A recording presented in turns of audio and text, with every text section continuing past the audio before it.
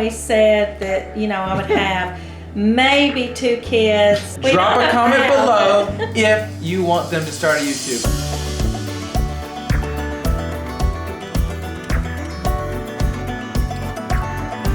Hi y'all, we got some really special guests this week. Yes, very special, very dear to my heart. But we just want to welcome everyone to this week's YouTube video. Hope you like it. We got some questions we're going to be asking our parents and just talking with them. Lydia, you ready for this? Yeah, let's get some answers. I would just like to say, I'm glad to be back in the U.S. I want to thank everyone that watched last week's video about Turkey. Thank you for everyone that's still praying. I still got team members over there right now, so continue to pray for all the people over there. My dad was telling me a story about Nathan's over there, and he had another NGO group they were working with that they were right where the earthquake happened, the second one that was just a 6.4. And how, like they said, it was bad, didn't they? Said one man was in the trunk of a car, sitting in it, and all of a sudden the earthquake stopped, and he fell in the truck and could not get out. 2 other men were standing there beside him, and it threw them on the ground, and they could not even get up. The ground was shaking so bad they couldn't even get up off the ground. Scary. Terrifying. So please continue to pray for all that. They're doing a really good work over there. Yeah. A lot of people are freezing, so they're getting them cold. They're also getting them protein, trail mix, and food and supplies like that. So just continue to pray for everyone in Turkey and in Syria. So now we're to this week's YouTube video. And I know some of y'all might know the story, might not know the story, but we would just like to ask my parents and just take time and ask them a really good question that everybody wants to know. Why did they have 19 kids? And what led them to that? So there's the question we want to know. It's like, what led you? I know I'm number 8, and I'm glad you didn't stop. Yes, we're just curious. I'll start out saying it wasn't our first plan to have a lot of kids. Okay. In fact, I'd always said that, I would have maybe 2 kids at the most. Maybe 2, maybe 3. She was not. Yeah, I did not think that I was good with kids from my early babysitting experiences. Yeah, she got locked out of the house one time, and she said, I don't know if me and kids will get along. Yeah, but, and we had never met, really, I had never met a large family. Gil had met a large family I knew one family in before. my whole world of life that had more than 3 kids. But neither of us, we never heard a sermon about it. We never heard anybody talking about it. We never met anybody that had a large family. But, of course, when we were getting married, we were thinking about the big question of what are we going to do to stop from having kids right now. We're not ready. We're thinking about our career, our money. Good question. And things. And we were thinking about what birth control are we going to use. We were engaged. We were planning our wedding. It was, we were right on the doorstep of needing to have these answers. Right. Well, if I could say, we knew the right thing before you get married is, you hear people talk about, well, you stay pure till you get married and you abstain. We thought, well, we know that's right. But nobody ever talks about, what do you do after you get married? Nobody ever goes any further.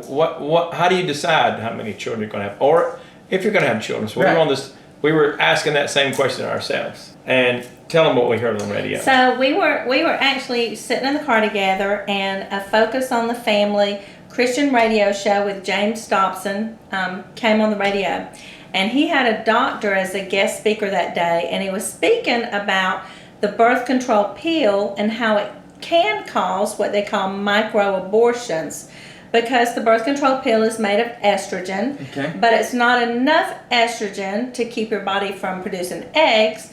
What it does is an egg can actually become fertilized, but your uterus wall hardens. Your uterus wall hardens, and it can't implant because the estrogen is enough of a level to harden that uterus wall so that it can implant, and you just pass it like a regular cycle, never knowing any different.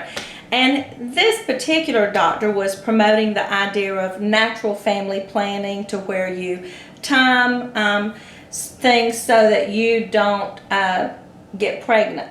And so that's what he was promoting.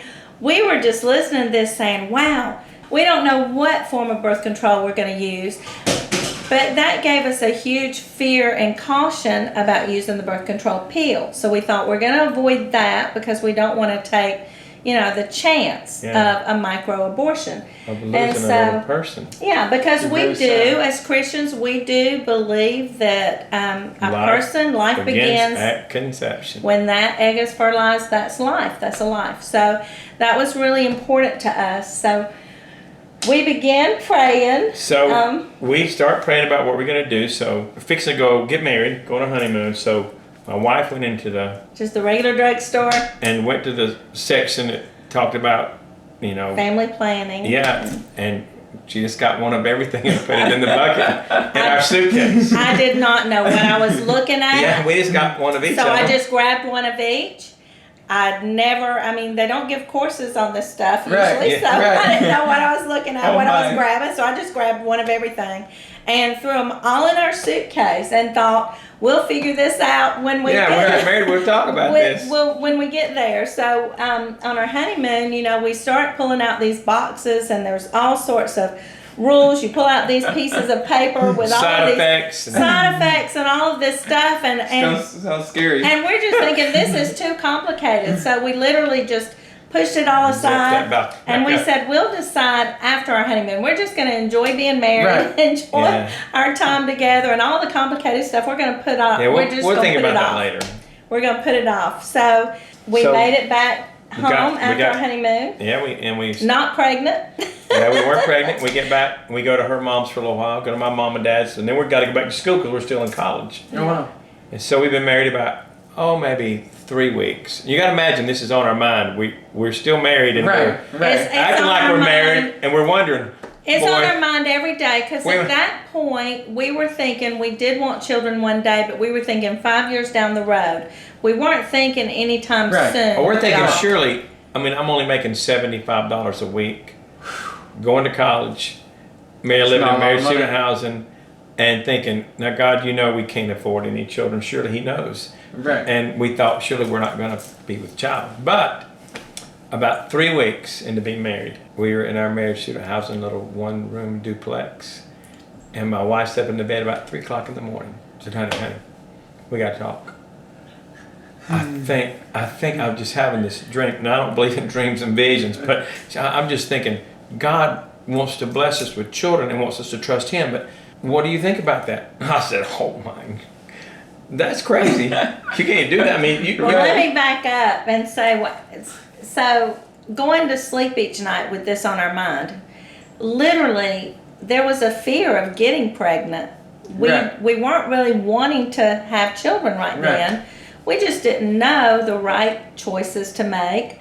And so going to bed, I'm thinking about it. And this one particular night, obviously, I'm dreaming about it every night because it's on my mind. And so I have this one dream, and in my dream, I'm dreaming that I'm arguing with God about having children. And I know this was just a dream, but I felt like, in my dream, I'm arguing and, I'm listening to God say, well, you say to trust me with your future, to trust me with your finances, to trust me with your job, every decision in life.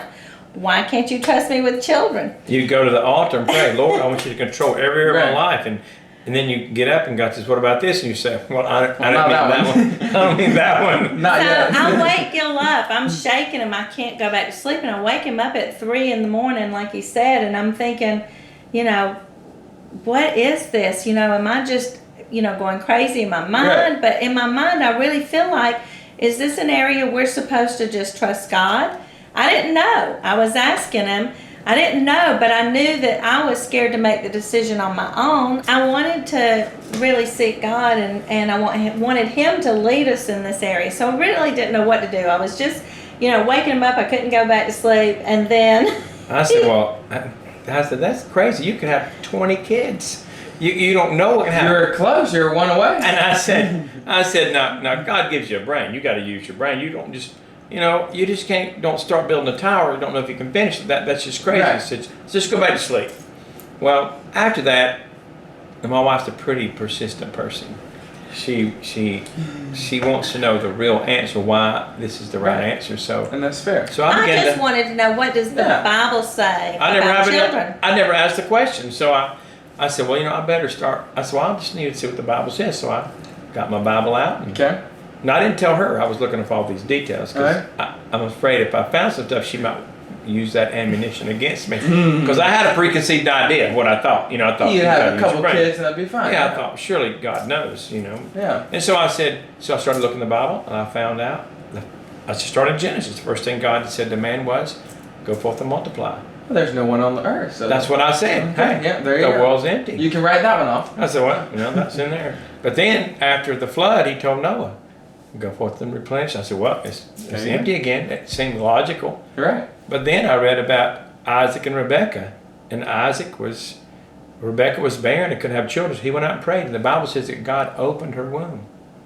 So wow, that's kind of weird. He's involved. God opened the womb, and then I read when Abraham went down to Egypt, and he lied about Sarah, and all of a sudden God closed all the wombs of the Egyptian women, and they couldn't have children. I said, well, God opened the womb, God closed the womb. So I think God's involved in this. Right. And so then I said, well, there's got to be some more things.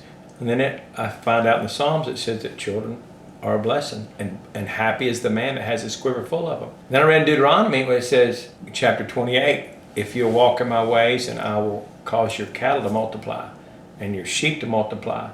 Well, that's like our assets. We want them to multiply. And I'll cause the fruit of the womb to multiply. And I said, that's that's multiplying too. And so I'm thinking, wow, it really looks like children are a blessing and God is for them. Right.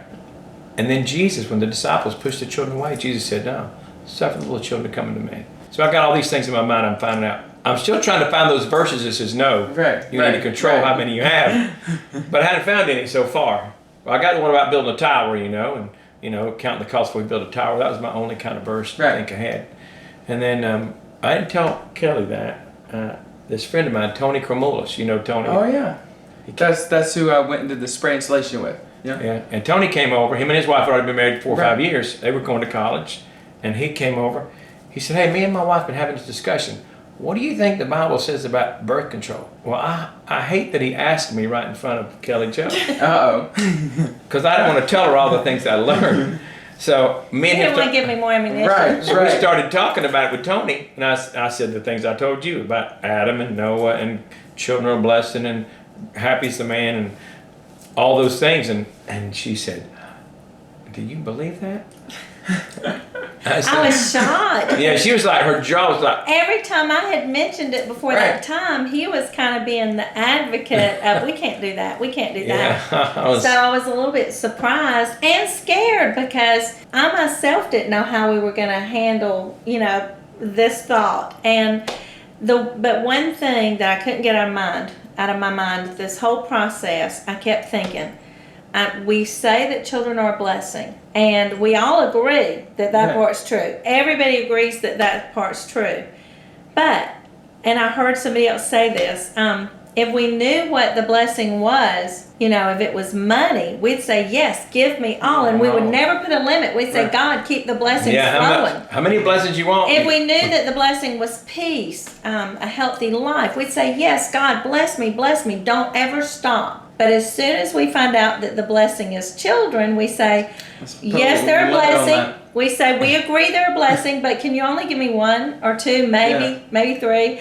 But we want to limit it. And so I couldn't get that out of my mind. And I thought, do we really believe that they're a blessing? If we do, then why do we say wait or stop? And I just could not get that thought out of my mind. And one other thought I could not get out of my mind was, how are we going to afford this? I had graduated college. Gil had 1 semester left because, when you wrestle, they drag that out so that you wrestle longer. Right. But he had 1 semester left, and so we're on a very limited income. I'm not kidding about $75 a week. We were living in married student housing, and the one question I had him was, how are we going to afford this? Right. Because if we have children, it's not the government's responsibility to raise them. It's not my mom's or his mom's responsibility to raise them. How are we going to afford them if we have children? That question. And then I remember Gil. I'm asking the same question. I remember Gil saying this so clearly. He was talking about the Israelites and how they had to trust God to provide their needs. And he gave these statistics that he had heard another pastor say about, if you imagine how much food and water it would have taken to feed and to care for the Israelites those 40 years that they were wandering in the wilderness. And then just their clothes and their shoes and things that we don't even think about, yet he could care for them. And so then my question was, do I really trust God that he can take care of us if we're following his way? So those were the two questions that kept plaguing me. And so we had that little discussion, and she said, do you believe that? I said, well, I don't know if I believe it or not, but I know that's what it says. So that's how it started. So from that, we, with reluctance, we were obeying out of sheer, we think it's the right thing to do. Yeah, we wanted to be. It wasn't because we were thinking, right, wow, this is such an exciting road we're going to go on. We were At first we were thinking, wow, this is kind of scary. But if Moses would have said, God told Moses to go lead the children out of Egypt, maybe 3 million people. Right. Moses didn't say, well, how am I going to give them water? How am I going to give them food? He said, you just go get them, and I'll take care of them. But a new baby is exciting. And so when Zach was born, it was exciting. It was, when she told me 3 months later. There's no way to, excited. describe the excitement now. Were you nervous? When Zach was 4 months old and we found out I was pregnant with Michael, we were still excited, but we were more scared now because now we're thinking, this thing really works. We have two little kids. 2 little kids. 2 and under. But it wasn't until I was pregnant with Aaron that it dawned on me that, we thought that if we trusted God, he might, space these things out a little. We thought he might give us the one kid, 5 years from now. And we didn't want to be that family that has, the family that, what's that little nursery rhyme, the family that lives in a shoe and didn't know what to do. We didn't want to be that family that's just, having a bunch of kids that were not a close-knit family, that didn't love their children, that weren't, blessed having their children. And so when I was pregnant with Aaron, God really did something in our lives. We listened to a sermon and it was really talking about the blessing of children. And when we heard that sermon, the man told a story in the sermon. He told a story about how he had a boy and a girl, and him and his wife had surgery to stop having kids. She got her tubes tied, I think. And he was sitting at this table, and he had this long table with 8 chairs, big dining room table. And he was reading about, thinking about the concept of children like arrows in the hand, like you're sending your arrows out into the world to do something for God. He was talking about how they should be straight and how they ought to go fly straight. And he thought, it dawned on him, I just got 2 arrows. And he said, I looked at my big table, and I said, I wonder if God would have put children in each one of these chairs if we'd have trusted him. And then he told a story about, I don't know if it was him or someone else, was looking for a shell at the beach. You find half shells all the time. Yeah. He wanted to find one that was kind of connected like this. And so he was looking for one of those. He finally found one, an oyster shell, and he thought, well, I got this great shell, but something is rattling inside of it. It's just ruining my good shell. So he kind of pried it open and flung it out in the ocean, and it dawned on him. Oyster, rattling, that could have been a pearl. So he started looking, trying to find it all day, and couldn't find it. And he said the concept came to his mind was this. Here we're holding on to the shell of our temporal things. And there's a pearl inside there that's worth way more.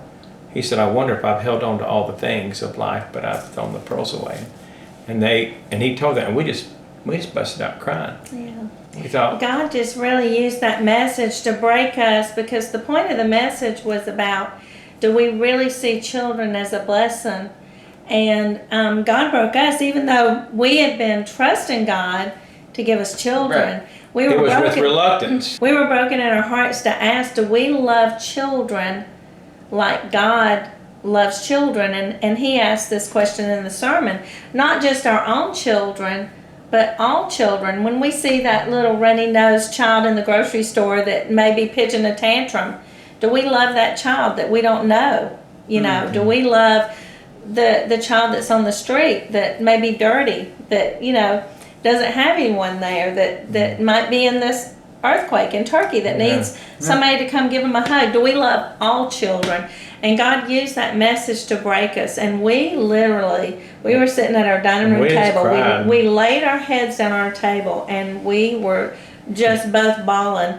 And we cried and we prayed. We prayed right then, God, please give us a heart for children like you have for children. We don't want to just have children just to be having them just because of duty or obedience. We want to have children because you say they're a blessing, but also because we know and see that they're a blessing. So we pray, please give us that kind of heart and understanding like you have for children. And I really feel like in our hearts, God did a work, because I feel like from that point on, we did not see children the way we used to see children. They were not an annoyance. They were not bothersome. They were not an extra expense. We were excited with anticipation about, wow. And then I thought, how many people you think about your life, you want to disciple people for Christ. Well, you meet certain people in life, you may have a chance to disciple them for your church or a Sunday school or whatever you're doing, but what better way to disciple people than you have them in your home for at least 18 years. Sure. And you get a chance to really try to instill the truths that God put in you into your children. And so that's kind of been our passion for our whole life, that how can we pass these truths on to the next generation? And like those arrows, you know, wanted to fly straight so they hit the right target for God. So, but it's been pretty scary along the way. And I'll just say this, when people began to ask us, what are we going to do? We had Zach and then Michael. There were some people that didn't understand. And then Aaron, and then Lawson, and they began to ask questions. And my parents, they were kind of scared, you know, how in the world, what are you going to do? And genuine concern, because you love, they wanted to know. You love your child and you want what's best for them. You're worried for them. And so I remember they asked, well, what are you going to do? Or how are you going to provide for them? But every step along the way, I mean, I went from making $75 a week. Then I got a job doing heat and air conditioning. So it was making $4 an hour. I was making $4 an hour. And the guy said I did so good, he gave me a raise the first week, like $4.50. Oh, this is back in the days where you talk about how we used to walk to school and in the snow. No, this is the truth. You went up uphill in the snow both ways. Yes. No, look, and then I got a job that paid $5.50 an hour. And while I was working at that job, somebody came through and they said, we're fixing to hire. Would you be interested in taking our job? And it was a job that came with a company car, and it paid like $19,000 a year. I mean, that was in 1990.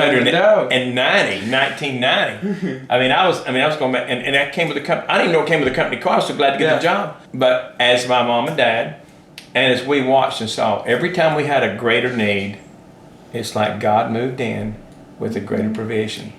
And for us, one day at a time, one job at a time, and he began to just one step at a time say, you have more needs, I have more stuff, and he would provide. And for us, we saw God do huge things, because people are concerned if you're young newlyweds and you have children, you're not going to have time for each other, and you're not going to be as close and in love.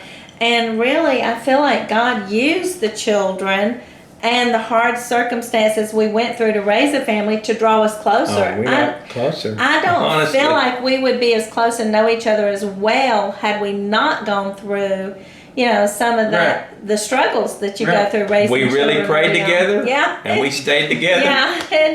And we saw God do miraculous things. But we wanted our home to be a happy place. We wanted the news of a new baby to be the most exciting thing that our family had. So, you know, that we didn't want it to be like, oh no, another baby. Because in our hearts, we really wanted to see children as a blessing. My wife, Kelly, she made everything. She was so excited every time.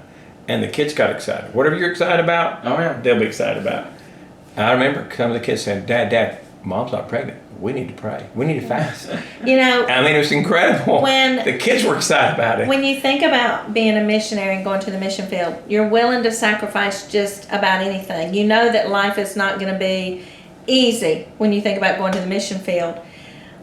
But when we think about having children, we're thinking, oh, this will be too hard on my body, on my figure. This will be too hard on our finances. This will be too hard. You don't think about making sacrifices. But raising children is, you're learning to put somebody else before yourself. An eternal investment. It is an investment. It's just like going to the mission field. You are doing something that's a bigger cause than what you can see just here and now. Y'all just heard it from them. That is why they had 19 kids. And I'm glad they didn't stop before 8, because I am number 8. We didn't know we were going to have 19 kids. We didn't know how many we'd have, and we just said, God, we'll trust you, and you put into our life whatever you want. And we have plenty of friends that, went the same route with us that ended up with, 4 or 5 or 1 or 2. So it's different for every person. All right, next we got a really good question. That was a very good question. And the next one is, what is it like now that they're not filming? Well, it seems like we're filming now, but that's true. Oh, that's funny. That is true. I feel like there's pros and cons to everything. I feel like there were a lot of pros to filming. We got really, really, really close to our film crew. Great people. On the one hand, it made you stay on your toes, because when a film crew is fixing to arrive at your house in the morning, you're going to straighten a little better, pick up a little better. There's a lot of work to do. Clean behind those ears a little better. It just happens. Even if you want to be real, which we did want to be real, it just happens. It was real cleaning. It just happens. The night before at midnight, I'm telling Gil after the kids are laid down, honey, we got to stay up. We can't go to sleep. And there were those nights where we would go to bed at 3 in the morning because we're trying to clean just so we can film the next day. Uh-oh. And I know it's supposed to be reality, but nobody wants to just open their house to all the dirty laundry. You know what I mean? Okay. And we have a lot of laundry too, by the way. There were a lot of pros, but there were also a lot of hard times because even though the film crew, really, their goal, different from a lot of reality shows, ours was not scripted. Their goal was for it to be reality, so we would submit a calendar of things we were just normally planning, and they would ask if they could tag along to that. But that still is hard. You have to coordinate schedules and things like that, and then you have to coordinate interviews, which maybe weren't inside your schedule to do. And so there was a lot of times where you have to put off this and put off that. We had to hire some tutors to help out because, so life got a lot busier, a lot more complicated. So there's pros, but there's cons. And I guess the biggest pro to not filming right now is that life is at a norm for our kids. They can just see the normal, mom and dad, wake up, we do Bible study, we do school time, we clean the house, but, it's not just open for the world. Right. All right, so now what are you doing these days? Well, I'm kind of doing the same thing I was doing. We planted the church 10 years ago, so I'm still pastoring the church. We're preaching on Sundays and Wednesdays. That's a full-time job. That is a full-time job. But we're blessed with a lot of great people. I'm telling you, it's a wonderful group of people to be with that are living for the Lord. So a lot of families going down the road we just talked about. Yeah. They got a lot of kids, so it's wonderful for me to watch it reproduce in a church setting. So on top of that, of course, I'm still cutting trees, and I guess we're visiting grandbabies, lots of little grandbabies. Yeah, we're doing a lot of all over the country now. Yeah, we're having grandkid trips, like for the new grandkids coming. Like here's one in New Jersey, here's one in and Florida. Birthday trips. Yeah, and birthday trips. Yeah. So I'm doing the same thing I guess I've always done. I think I'm doing probably a little more trees because I've got more time. I'm not having to cut out the time to film and time to do interviews. So I got a lot more liberty there. So, but we're just doing the same thing we've always done. We're having lots of fun, and well, we love having y'all come over. We've been playing a lot of hand and foot at card game. I know it's been in a lot of our different YouTube videos, but that is really fun. That is our game right now, and that's what we love playing. Yeah, we love having our little family. I'm blessed to have a really good partner, and Lydia is very good at the game. and it's a lot of fun. We They love don't playing. I'm lose. only They gonna we are do. unbeatable. No, Well, we the first 3 weeks we played them, every week, they won. And he kept saying, I'm just good. We're just good at this. And I said, no, it's about the cards you get. He said, no, it's not about the cards. It's about the way you play. So I have to We had say, a couple they're bad pretty weeks. good. Yeah, it is a lot of fun. But we cannot thank everyone enough for just watching. Thank you. We had a very special guest on, and that was a lot of fun. Just hearing from them and hearing from their heart why they had 19 kids. And that's a lot, y'all. The reason we had 19 is because we didn't have 20. But anyway. So we want to thank everyone. Twins. Right. They wanted twins. With a couple of twins, we could have went over the top. Yeah. Lydia's mom is a twin. I want And Lydia is twins, hoping like for twins cute. one day. Identical twins. Well, we're going to start specifically. praying y'all might have Well, she's those praying today. specific, Trace. Right. She said identical twins. Identical Not twins. just twins, identical twins. Identical twin. I don't want a wild boy. This girl knows what she's praying for. Right. So thank everyone for watching. Like I said, cannot thank y'all enough. We got a couple big, exciting news coming up. It's really big. It's very exciting. Also, my mom and dad, they are thinking about starting a YouTube channel. So please, y'all, comment. We don't know if we can do it. Yes. We Drop don't a know comment how, below if you want them to start a YouTube. I know we can try to help them, different editors and stuff, but let me tell you, it would be a great YouTube, and they have a lot to show. So, everyone, drop a comment for them to start a YouTube. We're very excited. Also, next week, massive, epic. We cannot wait to share some very exciting news that is happening in our lives. So make sure you like and subscribe and come back next week because we got some big news coming. Oh, yeah? Big news? Big news. I want to hear it. I know, right? Don't we all? So Lydia gets to say her famous line. Bye. See y'all next week.